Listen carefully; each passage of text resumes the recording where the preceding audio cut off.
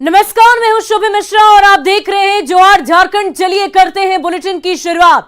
झारखंड में सियासी संकट के बीच सीएम हेमंत सोरेन ने विश्वास मत हासिल कर लिया है। सदन में चर्चा के बाद वोटिंग की गई, जिस दौरान विपक्ष ने वॉकआउट किया। सदन में वोटिंग के दौरान विश्वास मत के पक्ष में 48 वोट पड़े, जबकि प्रस्ताव के विपक्ष में 0 मत पड़े हैं। तो ये बड़ी जानकारी आपको दे रहे हैं। इस वक्त झारखंड की सियासत से जुड़ी हुई सरकार ने विश्वास मत हासिल कर लिया है।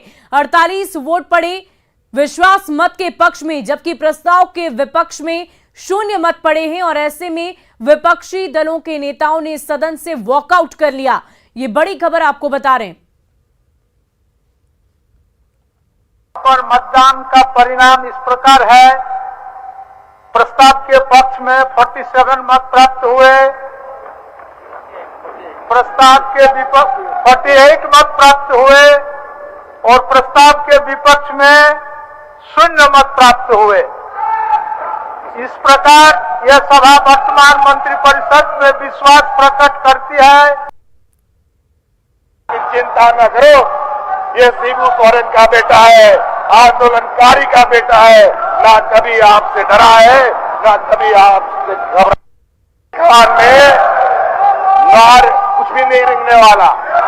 ये वो लोग हैं, मुंह में राख बगल में छुरी, और ऐसे चालाक चतुर लोगों के साथ बहस करना बहुत ज्यादा से खेदकर नहीं होगा। अध्यक्ष महोदय, सरकार की मंशा साफ है और हम चाहते हैं जो भी आपको हथियार चलाना है, जो भी आपके षड्यंत्र है, सामने से वार करो, पीठ पीछे वार करके क्या अपने आप को साबित करना चाहते हो?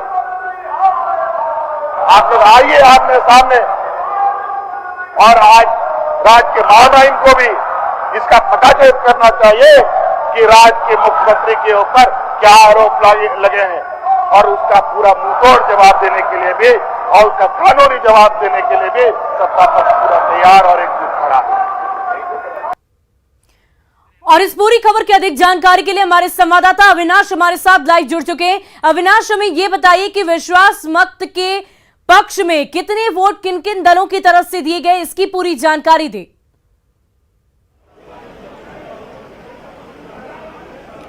देखिए, विश्वास मत के पक्ष में 48 वोट पड़े हैं, मतलब 48। 29 जेएमएम के हैं, कांग्रेस के 15 हैं, आरजेडी के 1 हैं, माले का 1 है, एनसीपी का 1 है, और जो एक मनोनीत सदस्य हैं उन्होंने भी विश्वास मत के पक्ष में वोट दिया। मतलब टोटल 48 हो जाते हैं। अगर हम इसके विरोध की बात करें तो इसका जवाब अब हम बीजेपी के ही विधायक से ले लेते हैं। आप लोगों को पहले से लग रहा था कि आंकड़े आपके पास नहीं है, इसलिए आपने मैदान छोड़कर बाहर ही निकल जाना ज्यादा मुनासिब समझा, मुझे लगता है। देखिए, मुझे लगता है कि हम लोगों ने खेल खेलने का आमंत्रण ही नहीं दिया। ये खेल खेलने का आमंत्रण, नौटंकी, ड्रामा ये जेएमएम के सरकार की तरफ से आया है। हम लोगों ने कभी नहीं बोला कि हम लोगों को मंत्रिमंडल में अविश्वास है। विश्वास प्रस्ताव जो आया वो सरकार की तरफ से आया, और हम लोगों का ये कहना था कि ना राज्यपाल ने इस चीज़ की कुछ चर्चा हुई है, ना सुप्रीम कोर्ट ना हाई कोर्ट ने इसके बारे में कुछ उल्लेख किया है, तो आपको अचानक से विश्वास प्रस्ताव लाने का जरूरत क्या पड़ा? मुझे लगता है कि ये जो विश्वास प्रस्ताव हुआ वो एक पॉलिटिकल ड्रामा है, और पॉलिटिकल ड्रामा इसलिए है क्योंकि सरकार चाह रही है कि अपने विधायकों का विश्वास सबसे पहले हम जीत जाए। अगर अपने विधायकों का विश्वास हम नहीं जीत पाएंगे तो हो ना हो आने वाले दिन में फिर हम लोगों के पास पॉलिटिकल क्राइसिस आ जाएगा। इसको लेकर एक मैसेज देने का काम इस सरकार ने किया है। धरातल में इस मत होने का कोई मतलब नहीं बनता है। अमित भाई, अब फिर से बात तो वहीं आ जाती है कि क्या होगा ये अभी भी तय नहीं है। सरकार का विश्वास पहले भी था, सदन के अंदर अभी भी है, लेकिन होगा क्या, यही मुख्यमंत्री पूछ रहे हैं कि अभी भी राजभवन की तरफ से कहीं कुछ संदेश नहीं आया है, और इसी वजह से वो जनता के बीच मैसेज दे रहे हैं कि किस तरह से बीजेपी के लोग उन्हें परेशान कर रहे हैं। संस्थाओं का भी उन्होंने नाम लिया। देखिए, इसमें परेशानी कहाँ हो रही है? ये परेशानी तो कहीं नहीं कुछ हो रही है। अभी आपने खनन लीज लिया था तो उसके लिए इलेक्शन कमीशन ने अपना कार्रवाई किया है। बंद लिफाफे में राज्यपाल के पास लिफाफा है, अभी नहीं खुला है। जब खुलेगा तो चीज़ आपके पास स्पष्ट हो जाएगी। आप जितना भी विश्वास ले लीजिए, अविश्वास ले लीजिए, अगर आपने गलती की है तो उसका खामियाजा आपको भुगतना ही पड़ेगा।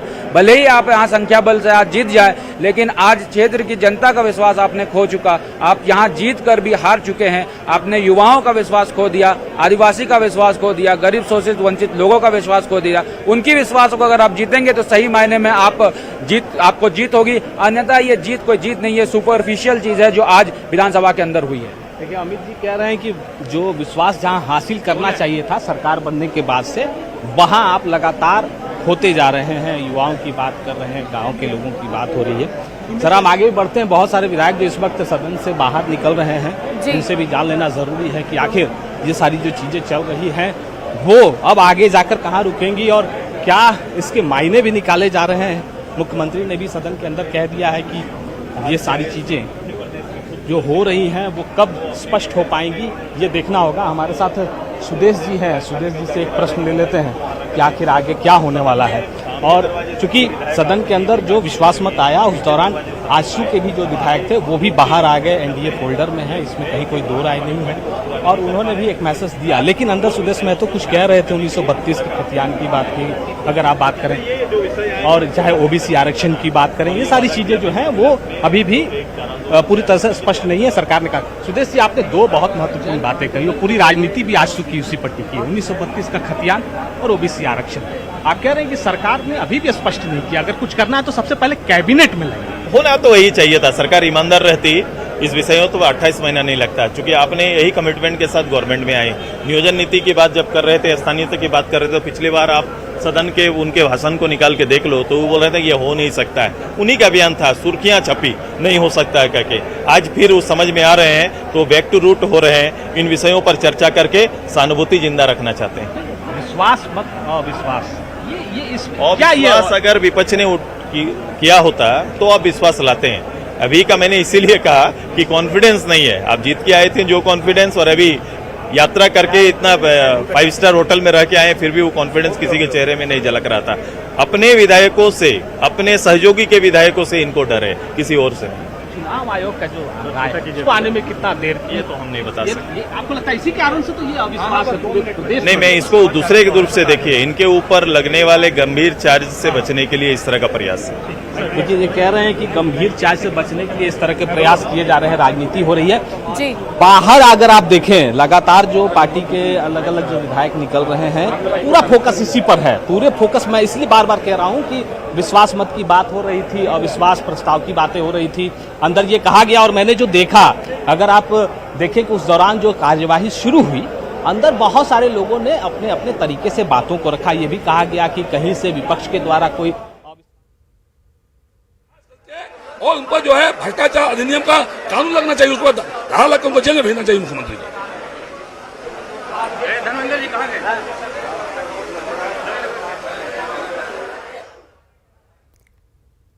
सुदेश महतो भी कह रहे थे, अमित मंडल ने भी कहा, सदन में भी नीलकंठ सिंह मुंडा ने कहा कि ये कहीं ना कहीं आपसी जो अविश्वास का भाव है, मतलब गठबंधन के अंदर उस विश्वास को जीतने की कोशिश थी। लेकिन यहाँ सरकार ने इस विश्वास मत को हासिल करते हुए जो 25 अगस्त से लेकर अब तक जो संशय की स्थिति थी, और जनता के अंदर भी ये सवाल कहीं ना कहीं चल रहे थे, उनके जहन में ये सवाल थे, क्या वाकई में हेमंत सोरेन सरकार के पास बहुमत नहीं है? इस सवाल का जवाब आज इस सदन से मिल चुका है। और जो सदस्य संख्या रही वो न सिर्फ पहले से जो आकलन किया जा रहा था उससे आप ज्यादा कह सकते हैं, क्योंकि 48 संख्या है। आपको यहाँ समझना होगा कि 48 मत विश्वास मत के पक्ष में पड़े हैं। 3 विधायक जब कांग्रेस के इस वक्त पश्चिम बंगाल में है, विधानसभा अध्यक्ष ने भी पोल नहीं किया है, तब भी ये 48 है, मतलब 4 आप माइनस कर रहे हैं। बावजूद इसके जो 41 होने चाहिए उससे कहीं ज्यादा 48 मत हासिल हुए हैं। और अब यहाँ से जनता को ये मैसेज दिया गया है कि कहीं हेमंत सोरेन सरकार को कहीं कोई दिक्कत नहीं है, और सरकार ये कह रही है कि हमें परेशान किया जा रहा है, हमें काम नहीं करने दिया जा रहा। अविनाश, अगर अंदर खानी एकजुटता की बात करें तो लगातार ये भी चर्चा का विषय था, चाहे ये जो पॉलिटिकल सिनारियो हमेशा से दिख रहा है, कभी पिकनिक पॉलिटिक्स हो रही थी, कभी रायपुर ले जाया गया, और आज सदन में भी वही एकजुटता देखने को मिली है। इससे यह स्पष्ट है कि सरकार इस वक्त मजबूत स्थिति में है। अरे यार आप ना एक सवाल लेना प्लीज प्लीज प्लीज। अरे आपका लॉक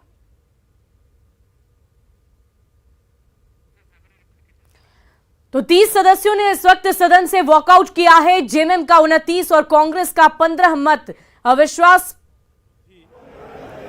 और बहुमत उन्होंने दिखाया, तो जनता के सामने यह संदेश भी गया कि कांग्रेस के विधायकों को आपने रायपुर भेज दिया, जिसे डिब्बा बंद फल को सुरक्षित रखा जाता है, उसी तरह से आपने बस में बंद करके सीधे ले आए, सदन में खड़ा कर दिए, हाथ उठवा लिए। तो ये तो लगता है हमें जनता को लगेगा कि जबरन की गई कोशिश है। कांग्रेस के विधायकों के साथ उनकी अंतरात्मा की आवाज़ आज नहीं कल जरूर बोलेगी, हमारे साथ ज्यादती हुई है। हेमंत जी को इससे नुकसान हुआ है। विलंब हो रहा है इस पर आप जो राय आ जाना चाहिए था, जो संशय है उसको उसके बादल छटने चाहिए। देखिए, जो भी चुनाव आयोग ने अपनी राय भेजा है, राज्यपाल जी अवगत हैं और कहीं कोई ऐसा प्रावधान नहीं है कि इतने समय के भीतर ही आपको दे देना है। हो सकता है चुनाव आयोग की अनुशंसा वो नहीं माने, यह भी हो सकता है कि माने तो पूरा माने कि आधा माने, यह भी हो सकता है कि चुनाव आयोग को फिर से भेज दें कि साहब आपने अमुक अमुक पहलुओं पर विचार नहीं किया है। तो राज्यपाल जी इस पर विचार कर रहे होंगे, उनको इंतजार कर रहे हैं। बहुत बहुत शुक्रिया अविनाश, हमारे साथ जुड़ने के लिए, तमाम जानकारी के लिए। और दुमका में बढ़ रहे रेप और हत्या के मामले को लेकर आदिवासी समाज में काफी ज्यादा आक्रोश देखने को मिल रहा। लगातार हो रही वारदातों को लेकर आदिवासी एकता मंच की ओर से दुमका सहित संथाल परगना को बंद कर दिया गया है। वहीं दुमका में सैकड़ों की संख्या में विभिन्न चौक चौराहों को भी जाम कर दिया गया है। ये बड़ी जानकारी दुमका से आपके सामने। रेप और हत्या के मामले को लेकर किस तरीके से लोगों में आक्रोश है और आज बंद का आह्वान किया गया है और इसका व्यापक असर देखने को मिल रहा है। देखिए किस प्रकार से ये सभी युवा वर्ग के लोग सड़कों पर आ उतरे हैं और विरोध प्रदर्शन कर रहे हैं। दुमका में जिस तरह से लगातार नाबालिग के साथ रेप और हत्या का मामला सामने आ रहा है, वहीं इसको लेकर दुमका में आदिवासी सहित विभिन्न संगठनों के द्वारा काफ़ी आक्रोश देखा जा रहा है। आज दुमका सहित पूरा संथाल परगना को बंद बुलाया गया है।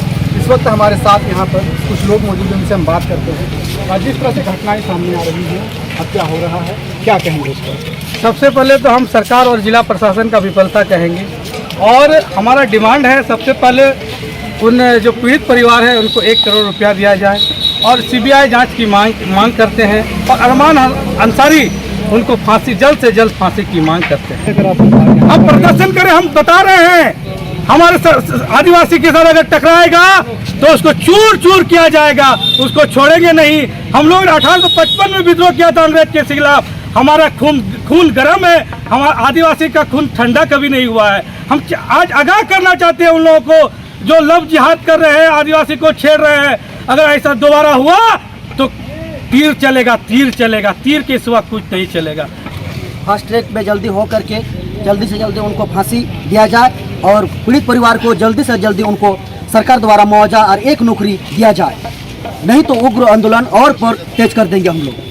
तो देख रहे हैं जिस तरह से दुमका में लगातार जो घटनाएं सामने आ रही है उसको लेकर आदिवासी समाज सहित विभिन्न संगठनों में काफ़ी आक्रोश देखा जा रहा है। आप तस्वीरों में देख रहे हैं, यहाँ पर बैनर लेकर पीड़ित परिवार वालों को एक सरकारी नौकरी सहित कई चीज़ें को मांग को लेकर यहाँ पर लगातार आदिवासी के समाज जो है वो सड़क पर उतरे हैं और दुमका बंद का आह्वान किए हैं। जितेश कुमार, न्यूज़ 18 दुमका।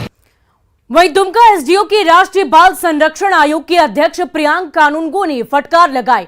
आयोग के अध्यक्ष आदिवासी नाबालिग हत्याकांड में पीड़ित परिवार से मुलाकात करने पहुंचे थे, लेकिन उसके माता पिता से नहीं मिल पाए। इस दौरान प्रशासन की लापरवाही पर उन्होंने एसडीओ को कड़ी फटकार लगाई। वहीं प्रशासन को परिवार वालों को ही सर्किट हाउस में लाने की बात कही गई है।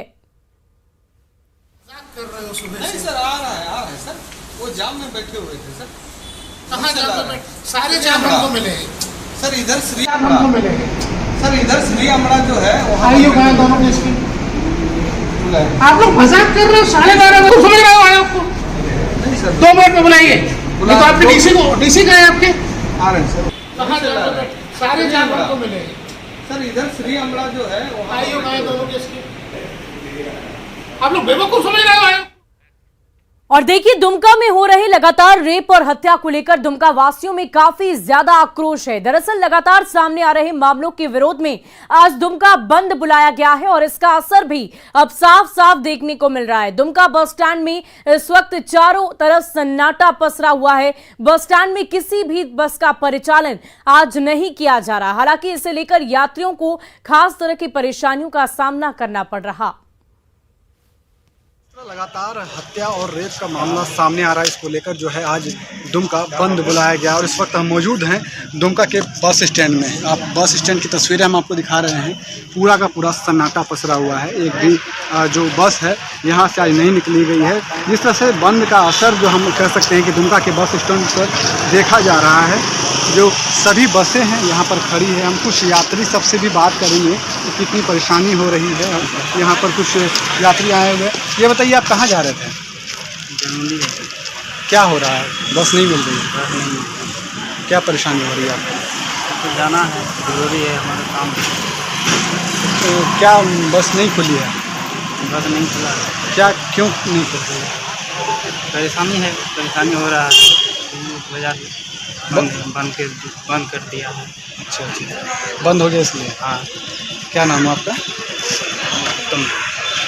तो देखिए जिस तरह से कि आज विभिन्न सामाजिक संगठनों ने बंद बुलाया, उसका जो असर है दुमका के बस स्टैंड पर भी देखने को मिल रहा है। और यहाँ पर से जो लोग यात्री है दूसरी जगह जहाँ जाना चाह रहे हैं उन लोगों को काफ़ी परेशानी हो रही है। नितेश कुमार, न्यूज़ 18 दुमका। और बड़ी खबर आपको बोकारो से बता दी, जहां एक नाबालिग के साथ 5 आरोपियों ने गैंगरेप की घटना को अंजाम दिया। पीड़ित नाबालिग जरेड़ी थाना क्षेत्र की रहने वाली है।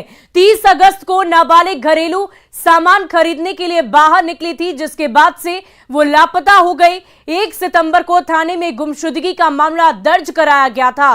5 आरोपियों में से मुख्य आरोपी पीड़ित का परिचित बताया जा रहा है और इस पूरे मामले में 3 आरोपियों को पुलिस ने गिरफ्तार कर जेल भेज दिया, लेकिन उसकी कार्यशैली से मामले को दबाने का आरोप भी लग रहे हैं। वहीं गिरिडीह की उपनगरी पंचबा के हटिया रोड में गाड़ी साइड करने के दौरान 2 लोग आपस में ही भिड़ गए, जिसके बाद दोनों ओर से फाइटिंग शुरू हो गई। हंगामे के बाद दोनों पक्षों के लोग मामला दर्ज कराने पंचबा थाना पहुंचे। वहां भी दोनों के बीच हिंसक झड़प हुई, जिसमें 10 लोग जख्मी हो गए। इधर सदर एसडीपीओ ने उपद्रवियों पर सख्त कार्रवाई की बात कही है।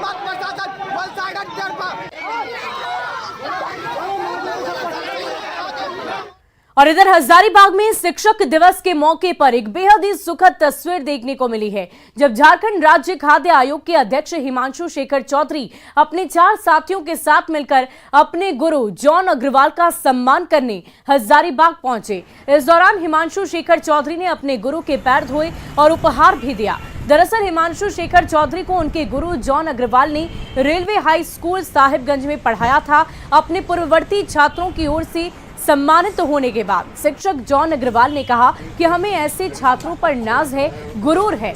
वहीं हिमांशु चौधरी ने कहा कि आज हम सभी को अपने शिक्षकों को सम्मान देने की जरूरत है, ताकि आने वाली पीढ़ी भी इसका अनुकरण कर सके। आज शिक्षक दिवस है, आज शिक्षकों का सम्मान का दिन है। ऐसे में मैं अभी हजारीबाग में हूँ और ऐसे शिक्षक से मिलने जा रहा हूँ जिनके पढ़ाए हुए छात्र आज बड़े ओहदे पर हैं, जिसमें एक IAS अधिकारी हिमांशु चौधरी हैं, जो झारखंड राज्य खाद्य आयोग के अध्यक्ष हैं। अभी वे सम्मानित इन्हें कर रहे हैं। ऐसे में शिक्षक जॉन अग्रवाल से बात कराएंगे, जिन्होंने उन्हें साहिबगंज में रेलवे हाई स्कूल में पढ़ाया था। सर बताइए, आज आपके छात्र मिलने आ रहे, शिक्षक दिवस है, कैसा महसूस कर रहे हैं? बहुत ही खुशी महसूस कर रहा हूँ। और बताइए सर, जब इन लोगों को आप पढ़ाया करते थे उस समय का कैसा माहौल था? शैक्षणिक माहौल कैसा था? अनुशासन कैसा था? बहुत अच्छा था। उस समय रेलवे स्कूल बिहार और झारखंड जब एकीकृत था, उस समय 10 अच्छे स्कूलों में से वो एक था। अच्छा, तो इन लोगों के बारे में कुछ बताइए सर। जब छात्र जीवन में थे हिमांशु सर और उनके साथी जो आप मिलने आए हैं, कैसा था इन लोगों का डिसिप्लिन और कैसा पढ़ाई में कैसे थे? बहुत अच्छा था। रेलवे स्कूल उस समय डिसिप्लिन में बहुत नामी था। तो आज आपको खुशी हो रही है कि आपके पढ़ाई? बहुत खुशी हो रही कि वो लोग पूर्ववर्ती छात्र होने के बावजूद नौकरी से सेवानिवृत्त होने के बावजूद मेरे यहाँ आ रहे हैं श्रद्धा सुमन अर्पित करने के लिए। ये हम लोग अच्छा महसूस कर रहे हैं और हम लोग ये पिछले कई सालों से ऐसा कर रहे हैं। और हम लोग के सभी मित्रों के करने के पीछे सोच ये है कि आज जो नई पीढ़ी है उनको ये बताया जाए कि हमारा संस्कार क्या है, हमारी संस्कृति क्या है और समाज में शिक्षकों का स्थान क्या है। खुशी है कि इसे शब्दों में बयान नहीं कर सकते हैं। इन्हें आज काफ़ी खुशी है कि इनके पढ़ाए छात्र आज एक बड़े ओहदे पर हैं, IAS अधिकारी हैं, राज्य खाद्य आयोग के अध्यक्ष है, ऐसे में समझा जा सकता है कि आज शिक्षक दिवस है और ऐसे में आज इनकी खुशी देखते ही बन रही है। और भी छात्रों को, अपने शिक्षकों को इसी तरह से सम्मान और सम्मानित करने की जरूरत है। कहे कि गुरु है तभी सम्मान है, तभी आप आगे भी बढ़ सकते हैं। ऐसे में गुरु और शिक्षकों का सम्मान जरूरी है। जावेद खान, न्यूज़ 18 हजारीबाग। और फिलहाल के लिए इस बुलेटिन में अभी के लिए बस इतना ही, लेकिन न्यूज़ 18 बिहार झारखंड पर खबरों का सिलसिला लगातार जारी है।